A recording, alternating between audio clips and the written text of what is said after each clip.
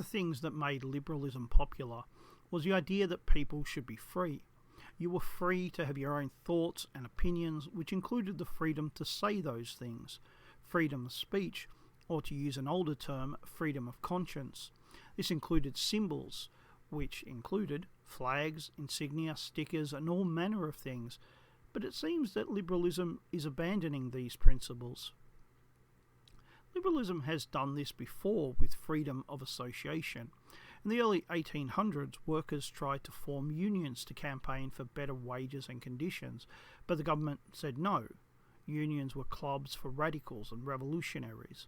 The workers argued that they had the right to associate with whomever they wished.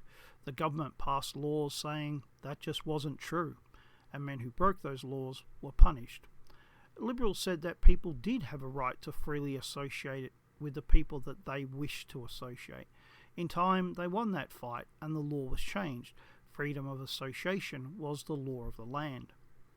But in the 1950s and 60s, that right was taken away, because freedom of association also meant that you didn't have to associate with people if you didn't want to. Freedom of association is now banned. You cannot stop people from associating with you because you don't want to associate with them. Instead, we are told that everyone is equal and interchangeable. Principles that liberalism said were universal and true at all times, in all places and for all people, it seems can be changed. Australia's Jewish Attorney General announced this week that a new law would be introduced to Parliament to ban Nazi symbols from public display and sale in Australia. Anyone who breaks this could face up to 12 months in prison. This follows similar laws that various states have passed. This is being passed as an anti-terrorism law, but on the Attorney General Department's website on counter-terrorism laws, it states, terrorist acts. A terrorist act is an act or a threat to act that meets both these criteria. 1.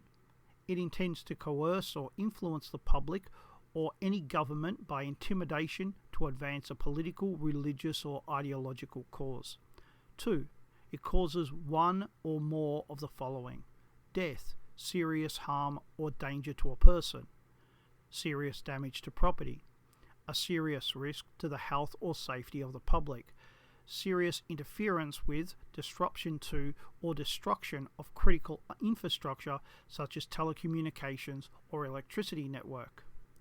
Advocating, protesting, dissenting, or other industrial action are not terrorist acts, where the person doing the activity does not intend to cause serious harm to a person or create a serious risk to public safety. Which of these things will banning Nazi symbols stop? Of course, the Uni Party will vote for this, and who will vote against it? Now, that will be interesting to note.